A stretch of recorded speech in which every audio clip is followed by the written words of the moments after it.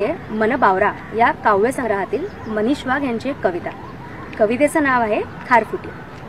खारफुटी तीव्र मॅनग्रुव्ज, नाव भाषेगणिक बदलतीलही तुझी, पण तू आहेस एक संजीवन, सजीवत्वाचं, जैवविविधतेचं, चराचराचं। तू चिखलातच रमतेस म्हणून आम्ही तुझ्याकडे दुर्लक्ष करतो, पण चिखलातच उमलणाऱ्या सुंदर कमळाला मात्र देव माथ्यावर वाहतो। कमळ नाजूक देठांचं, तू मात्र एक आधार रोपटं, अनेक वादळं थोपवणारं। दिसायला तशी तू कुरूपच, म्हणतो आम्ही तू निरर्थक बिनकामी, करतो तुझ्या कत्तली, पण आता जाणवतंय आम्हाला निसर्गाच्या कित्येक सुनामी। तू अनेक जीवांची नेटिव्ह प्लेस, तुझ्या विना खाडी म्हणजे गाव शहराची भयाण वेस। दूरदेशीच्या लेकी अनेक जातींच्या तुझ्याच गोकुळी नांदती, पण भविष्याला देऊन जाती नवजन्मांच्या नवप्रजाती।